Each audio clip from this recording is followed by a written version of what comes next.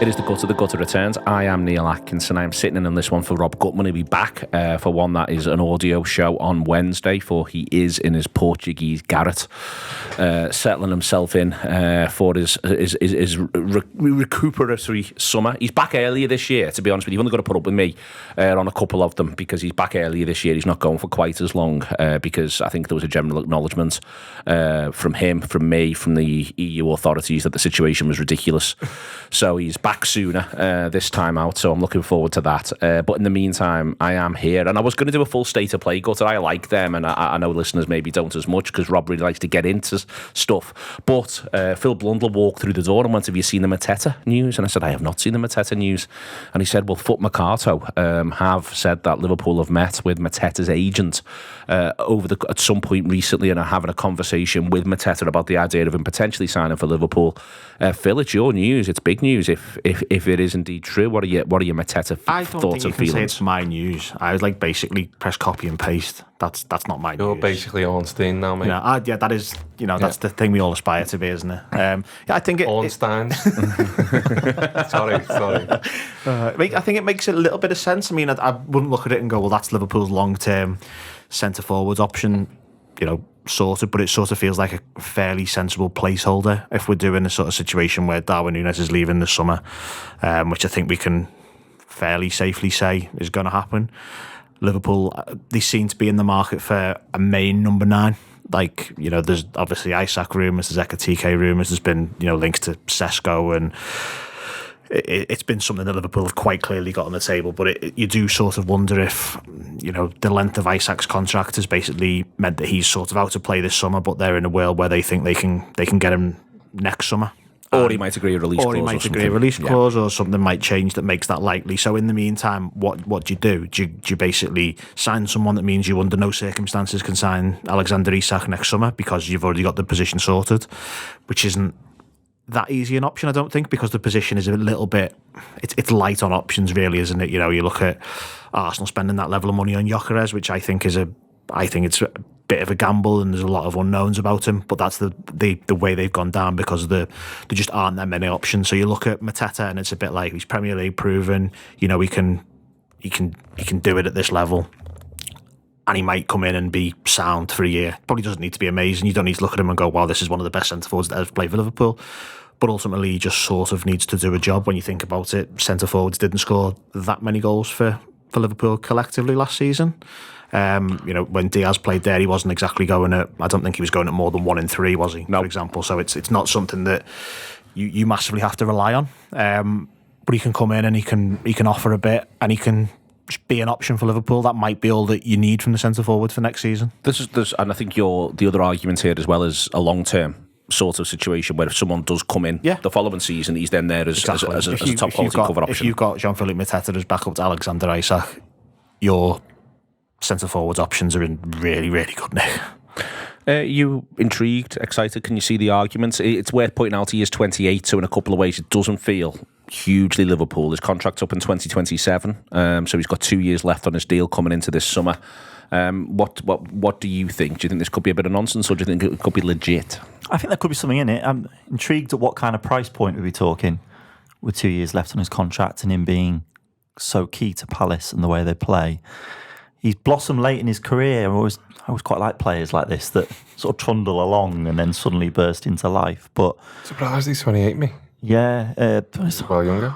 It was something like 16 goals the year before last, and then last season 14 goals in the league. But last season he had a slow start because of the Olympics. And he got kicked in the head very aggressively by a Millwall goalkeeper as well. Yeah, but I think, he gets nearly approaching 20 goals all competitions. I think he had a pretty prolific Olympics, didn't he, for France?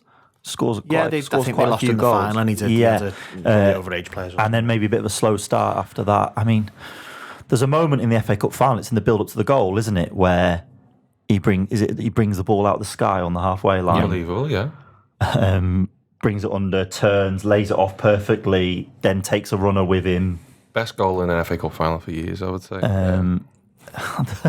No, but there is a lot to like about his game. He's very, very effective. 291 appearances so far in his career. So it's not a mad number. We often do the thing that Liverpool like 170 when the players are around 22, 23. That's often the line. 170 appearances gives them something to work on. He's got 136 appearances for Crystal Palace. They're not all starts because he first and foremost came in, I think, under Hodgson, if I'm right, and it was all very, very miserable. And then suddenly he was, he had the option of working with a proper football manager, and matters improved quite quickly for him. He takes penalties, doesn't he? Fair few of those goals from the spot. Yeah, a bit of a stutter from memory. I think he went off them. I think, did Eze start taking penalties? I can probably find that out quite quickly if you give us a second. Didn't he take one against us? Yes, he did. He missed it, I think, didn't he? No, he scored. He scored. Sorry, he scored. It was the one where Elliott scored last minute. No, I do think there's a lot to like about his game. I'm intrigued by the thoughts on how it might fit in with Isak or any potential deal for Isak and Newcastle's situation in terms of they're back in the Champions League. They really need to cement their Champions League status. That's the most important thing for them to be a team. Back-to-back Champions League qualifications. Then they can spend the money because it all becomes life just becomes so much easier for them with Champions League qualification. And then the links to Ekitike and how a lot of people seem to take that first as, that's that they're prepared to let Isak go out the door. They won't play two centre forwards. Well, maybe it's a case of he comes in, the two of them play together for a campaign, he becomes acclimatised, and then Isak moves on. Yeah. It eases the transition. He's then embedded into the team, and they secure another season of top 4, top 5. Yeah, I'm intrigued by the profile of him more than anything else, I would say, because I have been wondering what type of... Because we all know we want a forward, and everyone says Isak, because he's the sexiest of the moment in every way. But he's a bit unique, Isak, in terms of he plays on the shoulder, he's very quick, one touch out of his feet and finishes. There's not many out there like him. And I think with Wirtz coming in as well, obviously can play in a couple of different roles, that's been mentioned quite a lot, but I think he could probably do the Diaz thing from last season very, very well in terms of that sort of false 90 thing, and bring the likes of Mo Salah and Gakpo, and if there's another body there, into play to score goals. But I think we might want another option, and we might want something that looks a little bit more like a traditional number 9, so to speak. And I think Mateta is that, but not doing him any down. As Neil said, he had a great touch. I think Palace as well don't play a million miles away from how Liverpool would play at times. And it's just intriguing, yeah. I think we probably sign a forward, but it's just what that forward looks like. Yeah, I still think there's every chance, Phil, that they end up. I wouldn't surprise me if they bought 2 attackers from this position. One, the best attacker that they can get. Yep. And that player may well have a number of positions that he can function in across that front line. And the other one being someone who is pretty traditional sort of style number 9. I think if they end up with Isak, I think they only buy Isak, if you see what I mean. Not just because of the money, but also because it's like, well, you put your chips on this now, and this is what you're going to do. Whereas I do sort of wonder if there's a world where it's another. I've always thought all the way through another year of Diaz. You've got Gakpo in there as well. You're going to have Salah, and then from there you work the rest out around it. And as I say, I think if Nunez goes, I think the manager will want, over the course of the season, to feel like he's got the option to play someone at number 9 who is a number 9. I think he will want that. That's not to say that player plays every game. No, I completely agree with that. I think it's the option that you need, really. I think there was a lot of there was some games where the Diaz centre forward thing didn't really. I feel like the centre forward was doing what you'd want them to be. There's games where it worked brilliantly, like it works brilliantly away at Spurs, for example. There was a couple of home games where I think it's interesting. To me, it feels like it worked better away. Yes, exactly, because you're not sort of. There's more space when you play away. There's just more space because the other team are a bit more aggressive in how they play, and they're happy to come out and have a little go at you. Whereas teams come to Anfield and they're a bit like, right, let's sit back. You think of Everton, for example. I'm pretty sure that was one of the ones where 3 of them played, and we weren't particularly creative in the first half. I think we dominated the game, but we didn't really sort of make Pickford do a great deal. So there's games like that where you possibly just want a centre forward with some intelligent movement who can find half a yard of space in the box, and all of a sudden they've got a chance and they can score. And that just isn't really Diaz's game. I think we've seen in the past it wasn't Gakpo's either, so it's not something that you can sort of ask them to do. And it's interesting, both of them are really good at the back post. They show that movement, but coming in from the wide area, they don't show the movement starting in the central area. Because it's natural. That's naturally the position they occupy. You think about what a winger does on a counter-attack, for example. A winger just attacks the back post, because that's sort of the area that they're going to need to be. and you see that they're nearly there, the pair of them, but they're not quite there, are they? So having that option just feels like the most sensible and logical thing. Whether it is, you keep Nunez, I don't think that's going to happen. Whether you sign someone like Mateta as a placeholder, or you basically do the Isaac or Ekatike sort of, or Sesko, big one smash. Yeah, I'm not as personally sure on Sesko as the other two myself, but if that's what they do, that's what they've decided, isn't it? But it is someone that you want that role, you want that focal point of the attack, and ultimately you think about how good Salah is creatively. Having someone just in the 6-yard box for him to just go, there you go, I've given you the ball, you can score. And also they create more space for him just by being there, and that's quite important for his game as well. I was talking about some of Nunez's strengths on the main show earlier, but in his time at Liverpool, he hasn't really been that central nine. That's not really what he's about. I think that was one of the first things that we were struck by when he signed for us, that you're signing a big lad who looks like a powerhouse. You're thinking this is going to be a classic number 9 doing classic number 9 things, but so often he was drifting out to the left and coming in from the flank. He wasn't really that player, so I don't think he quite provides what Mateta would. Well, I think that Mateta's also used to playing as the focal point in a 3 either side. I still think Nunez would look better with a strike partner, and there's still a bit of me that wouldn't mind seeing what happened if he just played left wing for 10 or 15 games and seeing what that ended up being. Certainly the way in which Liverpool use Gakpo and with the more withdrawn forwards, I do sort of wonder if that could have been, but I think it's unlikely to be now, Jake, in terms of where Liverpool find themselves. I think they do want someone who's got that experience of effectively, as you said before, obviously Palace play more on the counter, sit deeper, but it's a 3-4-3 or a 5-2-3, whatever you want to call it. But the point is that whoever it is in the middle of the 3, Mateta is used to playing in the middle of a 3. Yeah, and I think you're spot on in the way you break it down tactically, Neil, but I also think it's as simple as this. He's used to playing with good players as well. Like Palace have got a good side. Eze, Sarr, these are good players, Wharton. Yeah, exactly. And I think sometimes you can overanalyse it. But I think if you're, Liverpool identifying a striker, you want somebody who can live up to the quality of not just playing on a Saturday, but the training sessions. If you're signing a player from a lower league, not lower league, but a Premier League, you want them to take a bit of a step up. But I think Mateta, with being coached by Henry with the French team in the Olympics, and also playing for that Palace team, and who was successful, they won silverware season just gone, is a big plus. He's proven quality. It's your point on Nunez. I think, ultimately he was a big strapping lad, but probably still better on the counter attack. And I agree, would have been better in a 2. Whereas I think Mateta, he's proven he can do a bit on the counter attack, but he could probably also come on at 17 minutes when it's 0-0 at Anfield, score a header at the back post.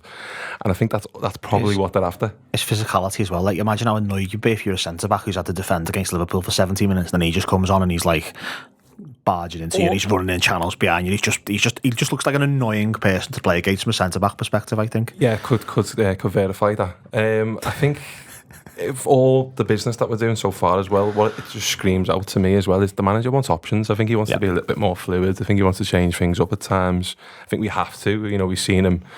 The game that screams out the most to me last season, because I really, really rated them, was the Villa game, and I think the manager rated them as well, because away from home he just changed the shape. And he matched them, and we ended up bopping them. And I think he wants a little bit more of that. I think we've seen PSG do a little bit of that against us, and he probably just wants a few more options. And I think I'm sold by Phil's in and now. Phil's big shout. Press as well. Just have a little check in on that one. Press as well. All right, let's do the state of play thing that I was going to do then. Start off with you, Jake. Back to you on it. 4 first team players linked away. I want to go into each of them because they're all a little bit different. Konaté, Elliott, Díaz and Nunez. We'll start off with Konaté. I think in general this show is actually a lot of it's going to reflect on this idea that certain players have only got a few clubs that they could possibly move to for a variety of reasons, often budgetary, profile in terms of where you're moving to. Konaté is quite an extreme example of this, because it does seem as though if he isn't going to play for Liverpool, at least in 12 months' time, he's going to be playing for Real Madrid or Paris Saint-Germain. That's the market. It doesn't feel like there's anyone else in the market. I'm still none the wiser, really, as to how this is going to sort of go with Konaté. I think we all had a bit of a sense relatively early on the direction of travel with Alexander-Arnold. And I think we all had a level of optimism around Virgil van Dijk. I don't feel as though Konaté's that clear in either direction. And I think that it's a difficult situation to navigate if you're the Reds. Yeah, it's a particular case, isn't it? Because I've heard a few different theories on him. Like a lot of Liverpool fans don't want to sell him. They see him as the successor, as the lead centre half, and it's clear that if all you got to do is watch other games of football in and around the top level. There's not many centre halves as good as him, but it is a particular situation where he could potentially leave for free for I would say a rival. If the potential we could get a little bit of cash in for him now. But also, it's like, do Liverpool want to commit another 5-6 years to him on big money? Because I'm not an expert in sports science or anything like that, but I do watch a hell of a lot of football and still play it for me sins. And I think the older you get as a big, strong, heavy centre half, the more likely you are to start picking up injuries. And I think Liverpool might look at that. I think Van Dijk, whilst he's similar in stature, is a completely different player. I think Konaté is somebody relies on his strength and his brawn, and he's always reminded me of Sol Campbell. I thought it was dead interesting that Sol Campbell in his peak was as good as anybody in the world, but then he ended up playing for Notts County. So when he lost his sort of abilities, it was very sort of clear. And I also think from a Real Madrid point of view as well, is like, obviously he's incredibly top level and he's in the French team, but I think they also might be looking at it going, well, he was quite good playing with Alexander-Arnold. And we need a centre half, and he's coming up on our radar because he's got 12 months left, and I think they might just want to see a little bit of that. But yeah, it's a funny one with Konaté, because I think the two parallels is he signs a new contract and he might end up becoming Liverpool's captain, or he leaves next summer on a free. My instinct is it'll leave next summer on a free. I have to say that's just the feeling I've got. I don't know why in my gut. By next summer he'll have been at the club 5 years. With the exception of the Champions League, obviously lost the final. With the exception of that, he'll have won the lot. He'll have had, by anyone's measure, a great Liverpool career in terms of the trophies he's won, the teams he's been a part of. He has been ravaged by injuries at times. During this spell, he's not been somebody we can always rely on. And he'll look at that when it comes to the big deal. Definitely, I think. Yeah, it's one of my thoughts. He's obviously from. Is he from Paris? I think all the Paris area. So PSG was always the side that I wondered about. But more than anything, I just think that the fee that Madrid would have to pay this summer for it to be worth us accepting it, a fee in the region of 40+ million, say. I just can't see Madrid paying for a player that they think they can get for free next summer. And the amount they would be willing to pay, say it was, 20 million, like a 25 million, a token amount, really, it would feel like to us for a player of his worth, I don't think Liverpool would accept. And I just feel it might be one of those situations where we think there is more worth in having another year of the player on our books and then letting him move on than there is in us accepting, a knockdown fee now or beforehand. And from his point of view, I can see why he would want this next challenge, would want this next move. And I know some people would say, well, it's exactly the same as what Trent Alexander-Arnold did, and you were all up in arms about that. But it is a bit different when it's a lad from Paris who's come here as part of his journey and won it all. So I'm I actually think he'll sign a contract at some point. I think at some point they will come to an agreement. I mean, I obviously have no insight into it, but I don't think it's quite as... I've never got the impression it's as desperate as some people have been happy to portray it in terms of coming to an agreement. Ultimately, they don't have to agree it straight away. He's got a year left. It's just a bit unusual that it gets this far, but I'm looking at the options from where he'd go, and I'm not convinced about PSG. They're reasonably well stacked at centre half. The captain is one of the centre halves. The other side, they spent a decent amount of money on Pacho last summer, and he's played well. And he's played really well. He didn't even get his place back though last night in that final. They played Beraldo instead, who'd been reasonably good. They're all right in that area of the pitch. Real Madrid are not desperate at centre back now. They've signed Hussein. Rudiger looks like he's on his last. But there's Eder Militao as well, who's still knocking around. He's only 27, and I think they still think quite highly of him. And they've got the young lad as well, haven't they? There's that Asensio. I don't think they like him though. He's a Madrid lad, yeah. Don't they? They like him. Yeah, there is that. And I just sort of look at it, and I think it's just a bit of a game that the club want to think that they've won. He wants to think that he's won, and eventually I think they'll just come to an agreement. I think it's been interesting how he's sort of happily battered back social media talk quite openly, which somebody else didn't do any of, did he? He just went, I'm not talking about it. He's been sort of happy to talk about it by saying, well, there's nothing, this isn't true. It's not the same pattern as somebody else who went to Real Madrid is what I'm saying. I mean, maybe I'm completely wrong. I just think that eventually they'll realise that it's the mutually best option. There's a little thing on Jake's age, Sol Campbell comparison point. It's worth saying that Campbell, for instance, is approximately 30-ish. I think he's 29 after the Invincible season, which, and to Jake's point, is absolutely spot on. I think it's the underrated centre-back partnership of my lifetime is the Campbell-Toure centre-back 100%. Partnership. I think it's in the same way that I'm now of the view Alan Shearer is underrated. I am emphatically of the view that the Invincibles and Shearer and Campbell and Toure are hugely underrated. They were unbelievable centre-back partnership. Toure ends up being seen almost as a joke figure. Yeah, when he was a great centre half. Yeah, a genuinely tremendous footballer, great centre back. But by 30, following season, he's picking Senderos and Saigan ahead of him. Wenger, by the end of the following campaign, he gets about 20-ish appearances in the two of them. Goes and gets games at Portsmouth, but didn't quite look the same player. I think it's because this, to me, is a bit like Diaz in that next summer when his contract's up, Konaté, he is 27. And you can sort of, it's just a funny one, isn't it? That age, if you see what I mean. I think if he was 2 years younger right now, I think Liverpool would feel as though, will you put it down? And this stuff's a lot of it's just coincidence, I think, Phil, sometimes where this stuff sort of falls. It wouldn't surprise me if Liverpool had an eye on, do we really want to be sort of long-term committed?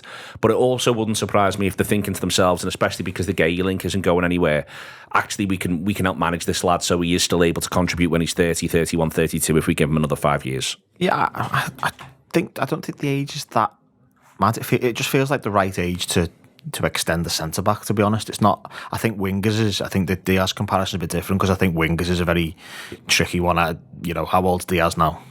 Was he 27? Right, he's 27. So his contract expires when he's 29. It's tough to go right. Well, I'll tell you what we should do. We should commit to you till you're 30. 28. Sorry, he turned. Yeah. So it's tough to commit to someone for that period of time when they're a winger, and a lot of the game's built on sort of pace, on agility, on. I think you could say that about Konaté, though. You can. The thing I think is that I thought it was really interesting how they managed to get him playing 2 games a week with real consistency last season. It tells you that there was something that the previous regime was probably not doing right in terms of managing players, and he was the most obvious sort of victim of that. Playing right back for a start. Yeah, that did help.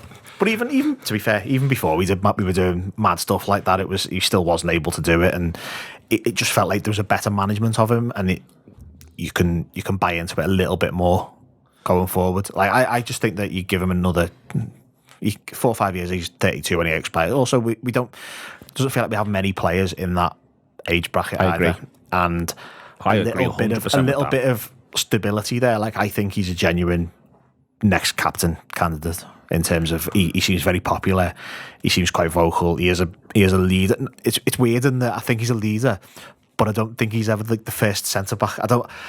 And that's sort of part of why I'm a bit like, I can see why the club aren't just going, I'm going to throw this money at you, because I think he works better being led by Van Dijk. Now maybe he'll grow into that over time, because ultimately, what was Van Dijk doing when he was his age? Was he still at Southampton? Has he gone to Southampton? Yeah. No, he's at Southampton. I think he's about to move to us. Right. Yeah. So he's not at the top of the game, is he? He's not leading. He's not leading a top defence. So to say that Konaté is not doing it now it shouldn't be something we use against him. Okay. 272 appearances as well, to make the earlier point around Mateta at this age. So it isn't like he's got 350 on the clock, and it's going to go from there. All right. Next one then of the exits. Neil Docking, you can go first on Harvey Elliott.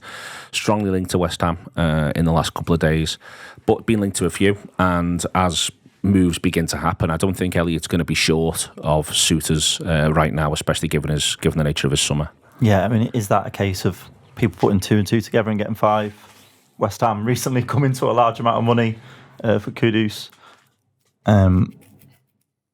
Obviously, Bowen has played down the centre for West Ham a little over the last couple of years, hasn't he? I think out of need as much as anything. Do you know what my shout is on this? And my shout is, I think that in the next 2 weeks, Paquetá is going to be given the all clear from the Chargers, and then Paquetá is going to go to somewhere I think possibly Saudi Arabia. I think he's going to go back to Brazil. Goes back to Brazil, and then all of a sudden what they're looking for isn't actually someone who plays off the right. They're looking for a number 10. They're looking for an attacking midfielder. That's my guess on the West Ham thing. I think that's the direction of travel. Yeah, potentially. I mean, I don't think that Elliott's best position is on the right flank anyway. I don't think he's a right winger. He's not quick enough. No, so I don't think, even if they did sign him, I don't think he'd be direct competition for Bowen. Did he play there for the under-21s though? That's where he was playing, wasn't it?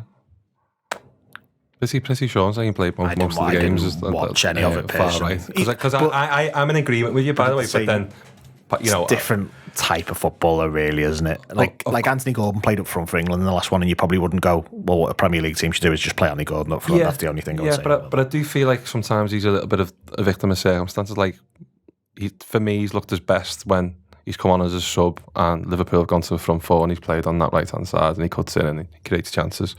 And it's not to say he couldn't play as a number 10, but I think he's still going to have the same issues that he's had for Liverpool, except he's going to be playing for the worst team. But not if you've got maybe two behind him in midfield who have the stature and the size. And sometimes when you sort of drop down to the level of, say, West Ham, you can get away with a bit less in terms of having responsibility, because it's a bit like, we're going to lose 10, 12 games a season anyway, so you just get on with it and you adjust, and we were talking about Ben Doak 15 and that'd be great. We were talking about Ben Doak earlier, and then not that they're similar players, but we were talking about his explosivity. And Harvey Elliott is a player who consistently has shown he can just makes things happen in football matches. Such a good eye for a pass. He can definitely bang one in. He's got a great finish on him. I have no doubt if he was playing week in, week out for West Ham, he'd be an England regular. He'd be a beloved player at West Ham, and he'd be contributing somewhere in the region of 10 or so goals, 10 or so assists. He's very the West Ham way, isn't he? I think the way they bang on. The way they bang on. Yeah, they do bang on. They bang on. It would help his England selection chances if he's playing down at West Ham to do all the cliches. The only way it could be better is if we went to Tottenham. What's your Elliott? What if you were to advise in Harvey Elliott, just completely hypothetically, you've never met the lad, etc., etc. But if you were advising Harvey Elliott, what would you be advising him? I'd say Mo Salah goes in 2 years, and you got AFCON to prove your Liverpool career this season. And I think you give it 12 more months, you'd be in no different position to what you are now. That's what I genuinely do. I'm not just saying that with Liverpool hat on. And I think that would be my option A. My option B would be if you move this summer, your club is so important, because effectively to get the best out of Harvey Elliott, and I think probably why it'll never work at Liverpool, is you've got to build a team around him. I think that's kind of what the England under-21s did at some point during the tournament, whether it was before, after, or during. It was like, this guy's going to win his games. Also, let's be honest, there's a World Cup next summer as well.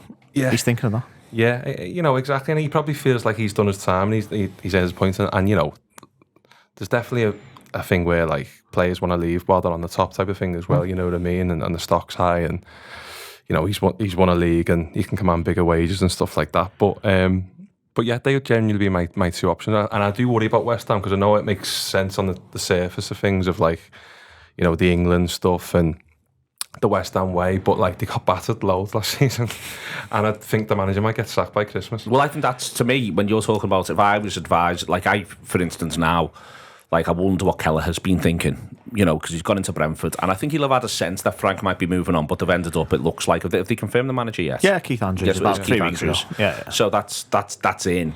Like, I think that's, if you were advising Elliott, I think one of the things I'd be looking for is... I was surprised that he never went to Leverkusen when all that was talked about, because I just thought, where it's going. There's your ready-made replacement. He'd be great in German football as well. Exactly, and to your point, you've got your point for the World Cup squad and stuff like that, and I don't see why he didn't. What would you advise him? I think West Ham's a good move. I'm not so sure on Potter and whether he will be gone in 6 months. No, I think he might not be, but I don't think I've got no certainty right now. No, and you can never be certain. I mean, West Ham are a crackpot of a club, aren't they? One of the worst managerial appointments in recent times last season. Yes, genuinely amongst the worst. Yeah, absolute howler. He hadn't even been good at Wolves, had he? No. It was baffling, wasn't it? Absolutely baffling. But I do get the sense that they are all in on Potter and maybe giving him a bit of time. West Ham are one of those clubs, genuinely, where I reckon, if they paid me £1 million a year and my job was 10 times a year to say, no, don't do that, I'd make the money back for them. Genuinely, that's all I'd do. Like, everything come across my desk, and it might be that I don't get out my big stamp of no, don't do that. I only get 10 a year. That's it. That's the rule. But I genuinely think I could really help West Ham out just by West Ham virtue and Everton, they're the two. Sitting in a room and just going, nah, don't do that. Yeah. And that's it. What's he doing the rest of the time? Oh, just playing on his phone. There's so much about West Ham on paper where you think these could be a big club. Yeah. You know, they've got so much in place to be a success, and London is a part of that, much as it pains you to admit it. Yeah, you know, 100%. In terms of the draw and the pull with players they can sign. I don't know what else is on the table for Harvey Elliott. That's the question, isn't it? What other clubs are interested? I remember when... Within reason, I'm going to say everyone from Villa down. And I still think that Newcastle could be tempted to do Elliott in an attacking midfieldish sort of role. I know they've gone now big on the right winger, whose name is just completely gone out of my head. Excellent stuff. Yeah.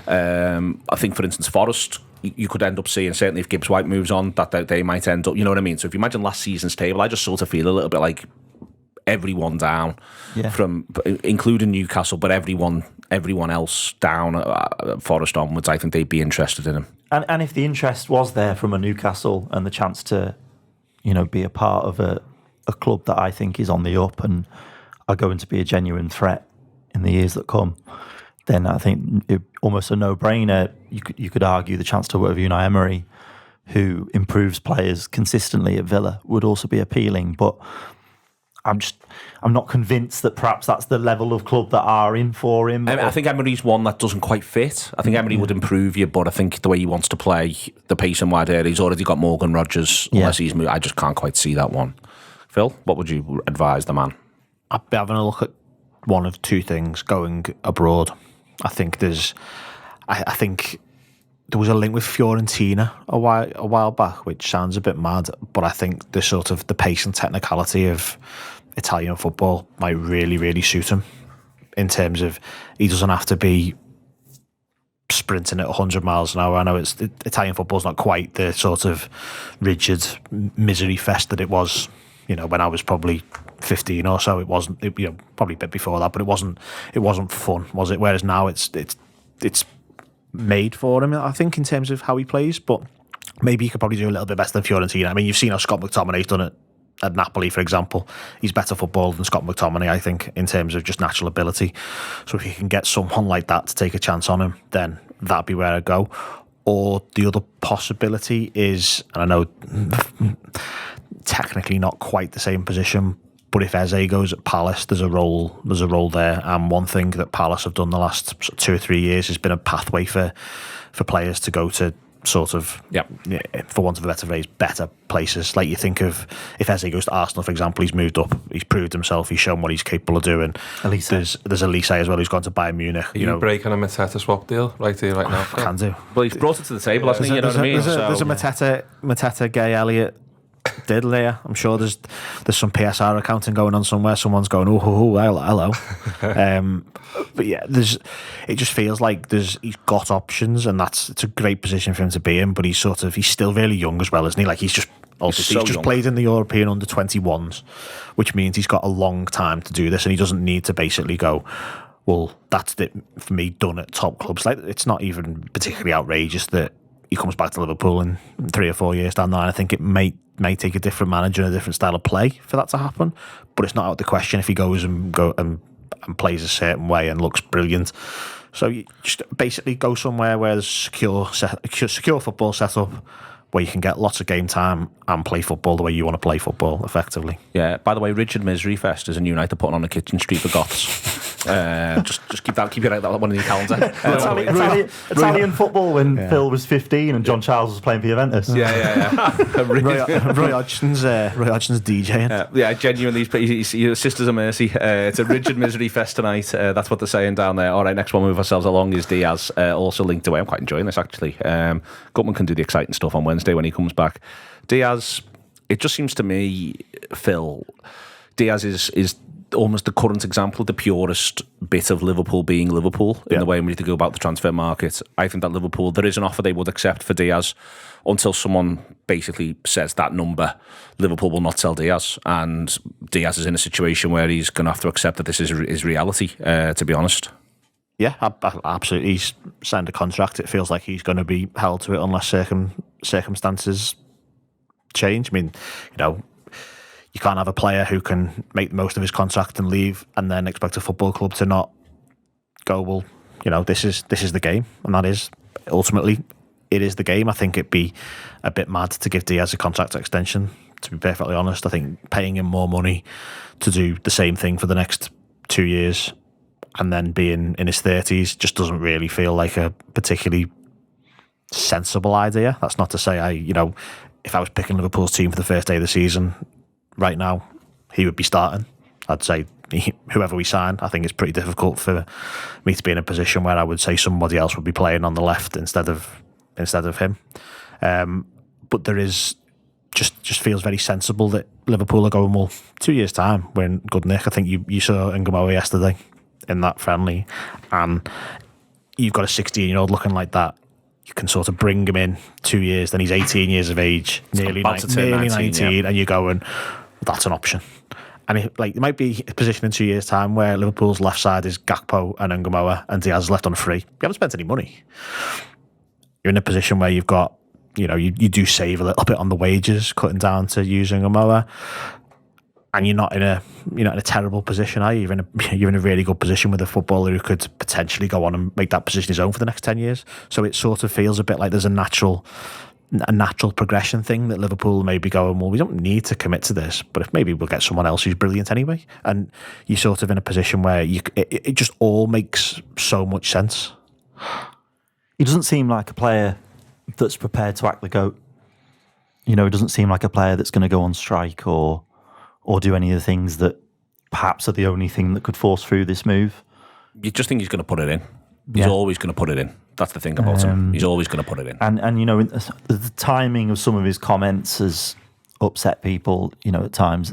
I've seen online in the last week or so. But if you actually look at what he said, he's always very respectful in terms of talking about how much he loves it at Liverpool. He's happy to stay, with the clear subtext that he wants to get weighed in and he'd quite like a move to Barcelona. But if he's wearing the Liverpool shirt at the start of the season, then as you say, he's still going to be one of our best attacking players and a player that was key to us winning the Premier League.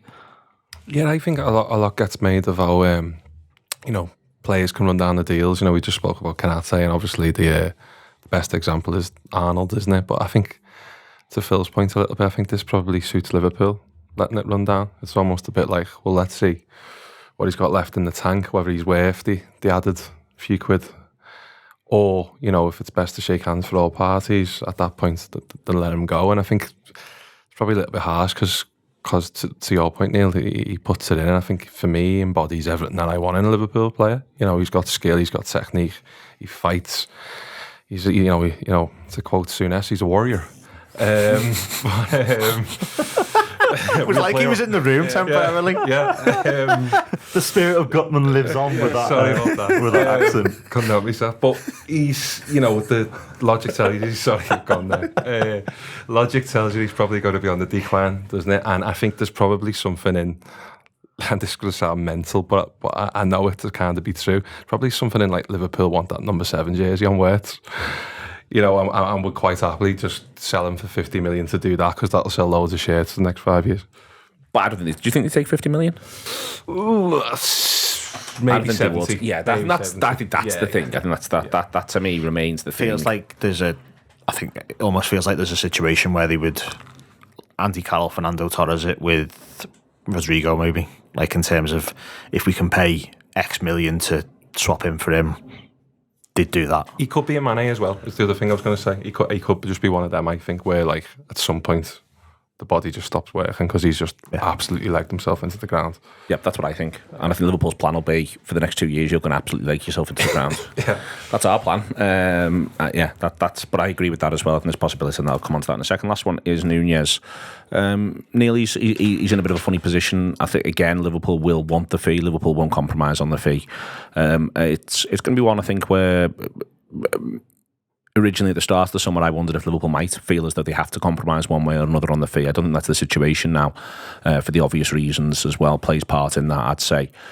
But all of that said, I do expect him to leave. Yeah, we had this conversation earlier, and I was putting forward a case for what he could still bring if he was still involved as part of the squad.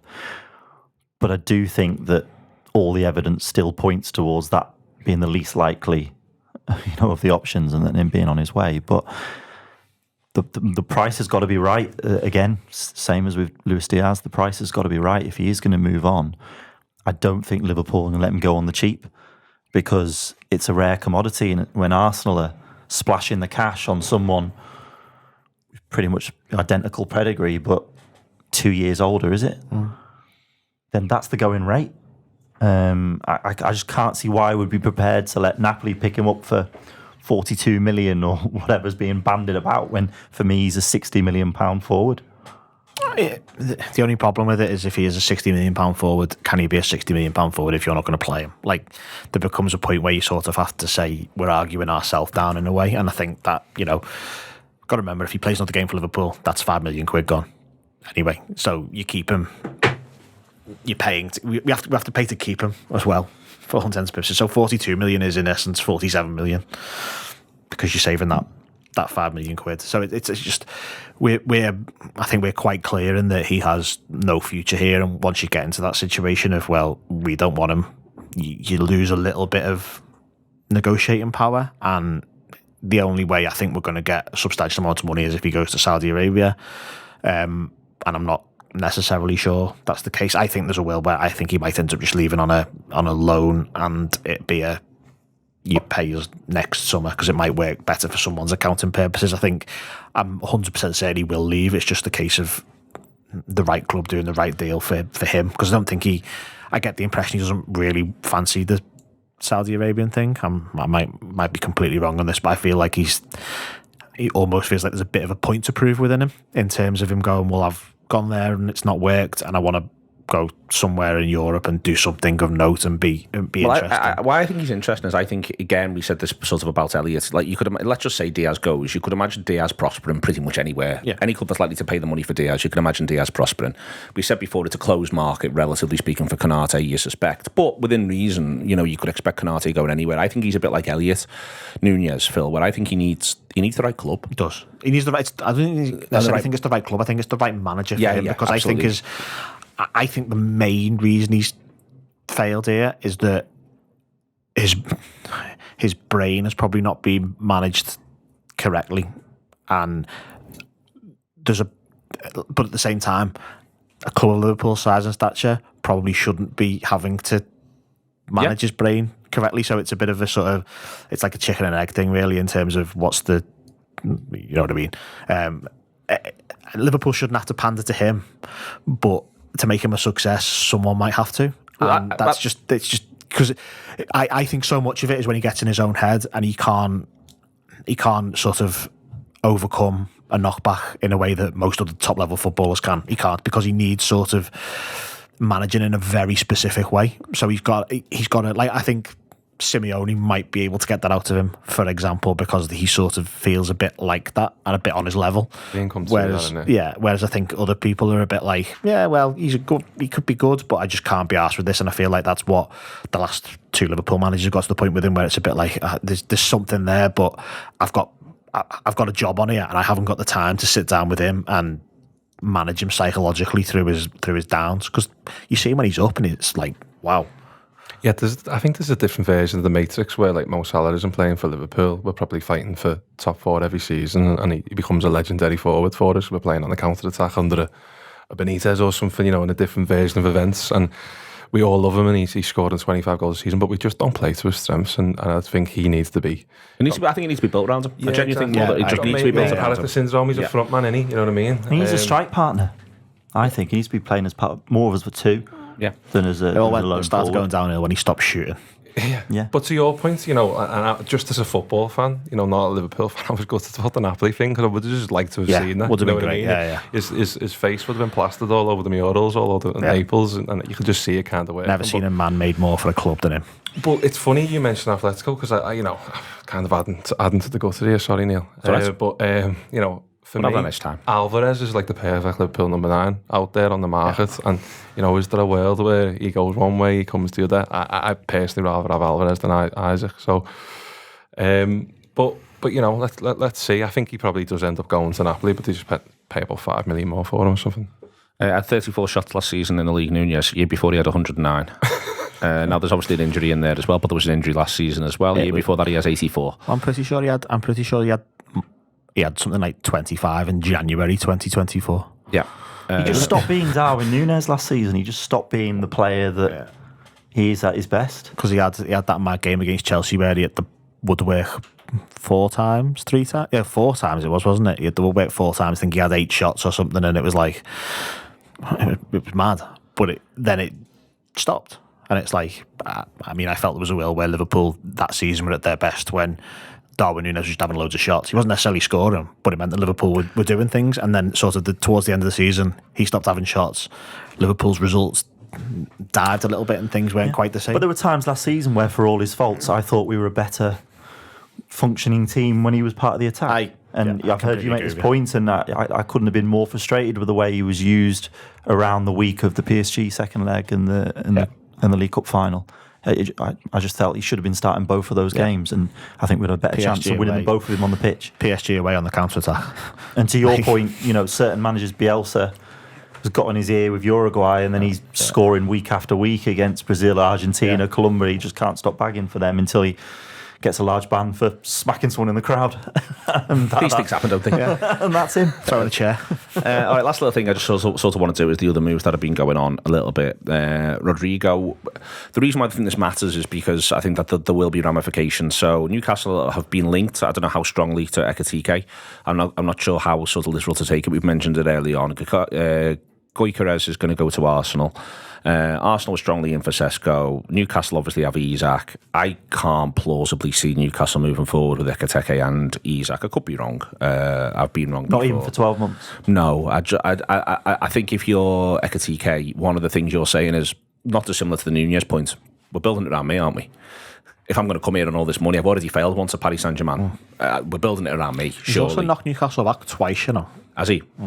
So he went to once when he went to PSG, and once when he went to Frankfurt, or they tried to get him and he stayed at PSG. I can't quite remember what it was, but I'm pretty sure he's sort of said no to Newcastle twice already. So all these moving parts, it feels like it's going to break somewhere. We've started this off with Mateta, maybe from a Liverpool point of view.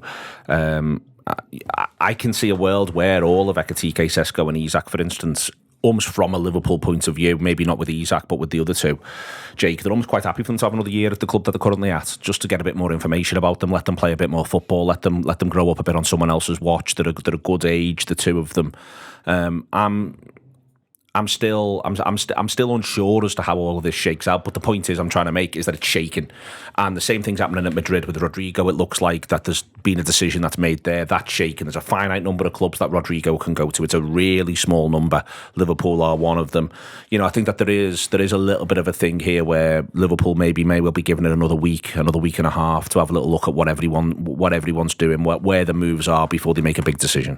Yeah, it feels like there's a little bit of dominoes going on, doesn't it? Like it's like, one move's going to affect the other. I remember there was a summer where when Neymar went to PSG, it felt like that. It feels a bit similar to that. And I think there's different versions of events than what could happen. And I think it's no coincidence that Liverpool are looking at Ekitike and so are Newcastle, because he does possess some of the qualities that Isaac has. And I disagree slightly, actually. I think there is a world where he could probably, if they can do it PSR-wise, where he could probably play a season with Isaac, because they're a bit like, well, if this fella's going to be a bit non-committal and we're going to have a good go in the Champions League. Only problem with it, though, is they've got 4 wingers as well, and then Joelinton, Tonali, Guimaraes, I know they'll have a lot of games in that, but it feels like when you're playing that 2 up front, how do you fit all the others? Well, when Isaac came in from Sociedad, which, you know, it doesn't feel a million miles away. I know the economy's changed and you know, these players are going for more money, but it feels like a similar move from Sociedad to there to, you know, from Frankfurt to. I think the move can make a ton of sense. But my point is there was still Callum Wilson still played half the games for the season when Isaac came in, and it wasn't until they were like, okay. So you don't see them in the same team. You see that they might be mostly not in the same team, but you could see how they might decide to run with it with rotation. Yeah, and he might want the options. The other thing is, and it's one of the reasons why I'm a little bit short of Isaac personally, is did he miss about 3 months this season? He wasn't too bad last season. Well, it was all right last season. You know, he's had injuries, and they might just be succession plan or de-succession plan, Neil. So I think excellent work. Yeah. So yeah, I do see, and if they've got the dough, which we all know that they've got, it's just whether they can spend it. I don't see why they don't do it, and I think there's in transfers. I think sometimes we forget that the smart clubs mainly identify players that would be good for them, but sometimes the smarter clubs take players off other teams and stop them from going there because they know that they're going to go up against them every single week in the Premier League or the Champions League. Yeah, I've got nothing to add to that, to be honest. Is Rodrigo a Liverpool player? No. Is he a player you could see in a red shirt? I think he's been Madrid's workhorse. He's the one who's done most of the running up top when other people haven't. He's not quite been a warrior. No. He's not quite the full hit, but he's been the one who is left to do other people's bits and pieces. And I think like a jack of all trades, hasn't he? And he wants to be the master of one, I think. He come out the team at the start of last season. He struggled, and they were all shouting for him to go back on the team. Yeah, I think he could be a Liverpool player. I think it could work. I think he's never been prolific, has he? He's not a. Yeah.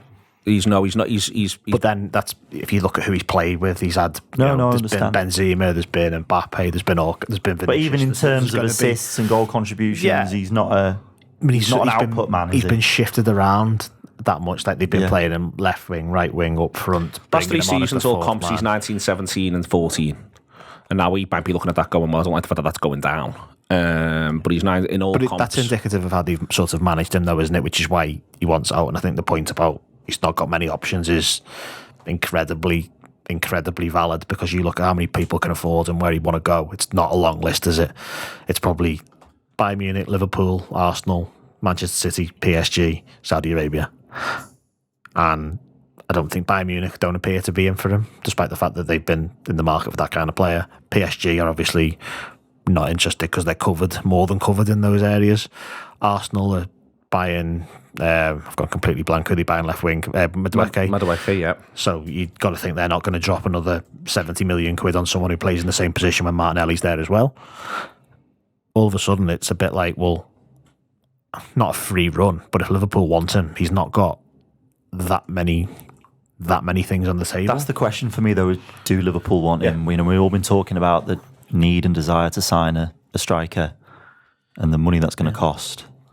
Are we also going to spend whatever it's going to take to get him out of Madrid? It's the dominoes again, though, isn't it? It's like if Diaz goes to Munich or whatever, then they might look at Rodrigo and go, yeah, it's worth dropping a few quid on him. Whereas at the moment, they might go, nah, we're all right.